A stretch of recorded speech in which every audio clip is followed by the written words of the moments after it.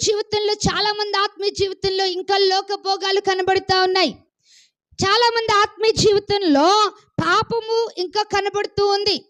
చాలా మంది బాప్తిస్మం తీసుకుంటా ఉన్నారు, రక్షణ అనుభవంలో నడుస్తూ ఉన్నారు, దేవుని మందిరాలకి వెళ్తా ఉన్నారు, దేవుని సన్నిధిలో గడుపుతా ఉన్నట్లుగా ఉన్నారు, ఆరాధికులుగా ఉంటా ఉన్నారు, ప్రార్థనా పరులుగా ఉంటా ఉన్నారు, వాక్యం బాగా తెలిసిన వారుగా కనబడుతూ ఉన్నారు. అయినా సరే వారి జీవితాల్లో ఇంకా ఏం కనబడుతున్నాయి అని అంటే పాపము, లోకభోగాలు వారి జీవితాలలో కనబడతా ఉన్నాయి. ఈ వాక్యం వింటున్నా నీ జీవితం ఎట్లా ఉంది? నీ హృదయం ఎట్లా ఉంది? నీ హృదయంలో లోకము ఏలుతుందా? నీ హృదయంలో లోకపు భోగాలు కనబడుతున్నాయా? లేకపోతే దైవకమైన కార్యాలు నీ జీవితంలో ఉన్నాయి? ఒకసారి ఆలోచన చేయి. మాట ఇది ఒక భక్తుడైన సొలొమోను మాట.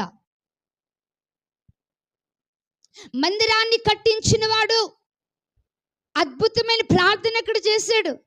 ఎంత జ్ఞానం అంటే